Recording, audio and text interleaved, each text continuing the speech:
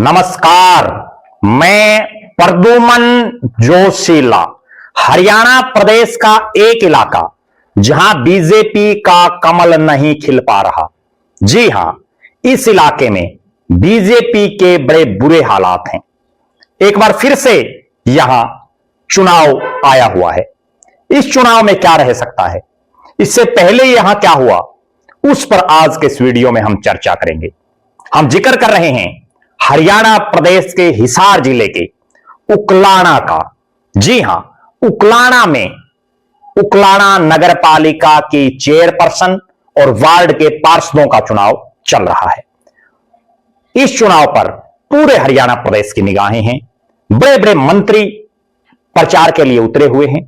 उसके बावजूद अब तक का जो उकलाना का इतिहास रहा है वो ये बताता है कि उकलाना में सत्तारूढ़, जो देश और प्रदेश में सत्तारूढ़ है बीजेपी, उसके बुरे हालात हैं। यहां एक नेताजी हैं जो सबसे पुराने भाजपाइयों में शामिल हैं। उन्हीं की अगुवाई में लगातार बीजेपी यहां हार रही है। नेताजी का नाम है श्रीनिवास गोयल। श्रीनिवास गोयल, जिन्होंने भारतीय जनता पार्टी की टिकट पर हिसार से लोकसभा का चुनाव लड़ा, खुद ने बुरी तरह से चुनाव हारे बीजेपी की टिकट पर। 2009 में परिसीमन के बाद इस विधानसभा क्षेत्र में पहला चुनाव होता है। 2009 से लेकर के और 2024 तक के चारों चुनाव में इस हलके में अगर सबसे बड़ा चेहरा कोई रहा बीजेपी का तो वो श्रीनिवास गोयल रहे। श्रीनिवास गोयल पार्टी के जिला के प्रधान रहे, प्रदेश में बड़ी जिम्मेदारी रही, मनोहर सरकार में बड़े पावरफुल चेयरमैन भी रहे। इन सब के बावजूद जब जब भी श्रीनिवास गोयल को आगे करके भारतीय जनता पार्टी ने चुनाव लड़ा है, खुद बीजेपी के कमल के चुनाव चिन्ह पर कोई प्रत्याशी उतारा या समझौते के तहत चुनाव लड़ा बीजेपी ने या उसके अलायंस पार्टनर ने, तो यहां हार नसीब हुई है। सबसे पहले हम जिक्र करेंगे लोकसभा के चुनाव में खुद श्रीनिवास गोयल बुरी तरह से हारे। उसके बाद 2009 में भारतीय जनता पार्टी ने इस इलाके में टिकट दिया बहुत ही संघर्षशील नेता नरसिंह सेलवाल को, और चुनाव की मेन जो कंपेन जो चुनाव का कर रहे वो श्रीनिवास गोयल।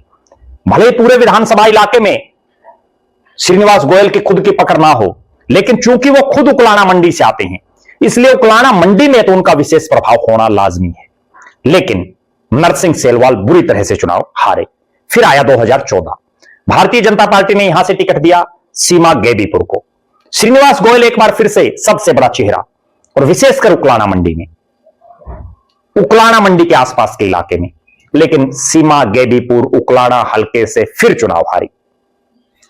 फिर मैं इसलिए शब्द यूज कर रहा हूं क्योंकि 2009 में वो इनेलो की प्रत्याशी थी, 2014 में वो बीजेपी की प्रत्याशी बनी, चुनाव हार गई। 2019 आ गया, वर्तमान में जो जिला प्रधान है आशा खेदड़, उनको पार्टी ने टिकट दिया। इस इलाके में फिर से एक बड़ा चेहरा श्रीनिवास गोयल, चूंकि ये सीट एससी रिजर्व है इसलिए यहां जो एससी रिजर्व जो कैटेगरीज हैं उन्हीं से जो नेता या नेत्रियां हैं वो चुनाव लड़ सकती हैं। श्रीनिवास गोयल जो अग्रवाल समाज से आते हैं, लिहाजा वो चुनाव तो नहीं लड़ सकते थे एमएलए का, लेकिन पार्टी ने सबसे बड़े चेहरे के तौर पर उन्हीं को आगे रखा और चुनाव परिणाम फिर से आशा खेदड़, जो बीजेपी यहां से हार रही थी लगातार, उसमें आशा खेदड़ का भी नाम जुड़ गया और आशा खेदड़ भी चुनाव हार गई। फिर आता है 2024 के चुनाव में निवर्तमान जो विधायक जो लगातार 2 बार से जीत रहे अनूप धानक, बीजेपी के कमल का चुनाव चिन्ह लेकर के चुनाव लड़ते हैं। श्रीनिवास गोयल एक बड़ा चेहरा, चूंकि मनोहर लाल खट्टर सरकार में पावरफुल नेता रह चुके, लेकिन अनूप धानक की खेमे में भी यहां हार नसीब हुई। यानी जो अनूप धानक जेजेपी से लड़े तो जीते, इनेलो से लड़े तो जीते, बीजेपी में आते ही हार। 2014, 2019 और 2024 ये 3 चुनाव तो ऐसे हैं जब बीजेपी की हरियाणा प्रदेश में सरकार बनी। पहले 47 सीटें आई, फिर 40 आई, फिर 48 आई, लेकिन उकलाना तीनों बार नहीं जीत पाई। हरियाणा के कुछ एक चुनिंदा विधानसभा क्षेत्र हैं जहां बीजेपी कभी नहीं चुनाव जीत पाई, उनमें ये उकलाना की सीट है।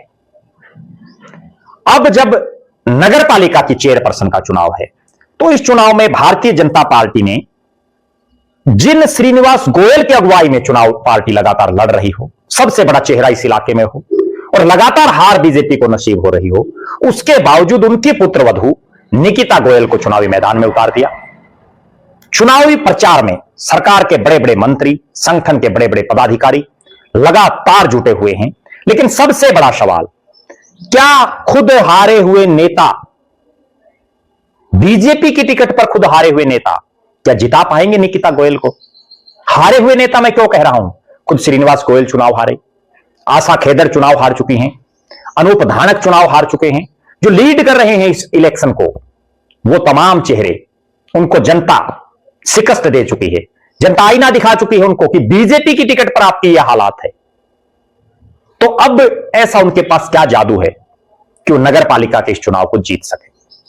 चुनाव की वोटिंग नजदीक आती जा रही है। बीजेपी अपने बड़े बड़े चेहरों को चुनावी प्रचार में उतार चुकी है, पार्टी के प्रदेश अध्यक्ष तक आ चुके हैं। उसके बावजूद बीजेपी चेयरपर्सन जो प्रत्याशी हैं, जो श्रीनिवास गोयल की पुत्र वधू हैं, संदीप गोयल जो उनके बेटे हैं, उनकी धर्मपत्नी निकिता गोयल का चुनाव नहीं उठ पा रहा है। ठीक है, हिसार हो, फतेहाबाद हो, सिरसा तक के लोगों को, जींद जिले के बहुत से बीजेपी के कार्यकर्ताओं को, नेताओं को चुनाव में माहौल बनाने के लिए, बीजेपी के पक्ष में वोट डलवाने का एक माहौल, एक प्रचार करने के लिए मैदान में तो उतार दिया बीजेपी ने। लेकिन अब तक बीजेपी प्रत्याशी का चुनाव नहीं उठ पा रहा। मैंने खुद ग्राउंड जीरो पर जाकर के यह देखा है कि वास्तव में बीजेपी की हालात क्या है इस चुनाव में। सरकार के बड़े बड़े चेहरे, संगठन के बड़े बड़े चेहरे, बहुत से खुद हारे हुए नेता वोट मांग रहे हैं। लेकिन उसके बावजूद बीजेपी के जो इस इलाके में बुरे हालात लगातार वर्षों से चल रहे हैं, वो सुधरते नहीं दिख रहे। हालांकि अभी चुनाव प्रचार का समय जारी है, अभी चुनाव बदल भी सकता है, संभावनाएं राजनीति में जिंदा रहती हैं। और अब वो हालात आने वाली है धीरे धीरे कि ये चुनाव किस एंगल से घूमता है, बीजेपी की तरफ जाने की कितनी संभावनाएं हैं, उस पर भी हमारी निगाहें हैं।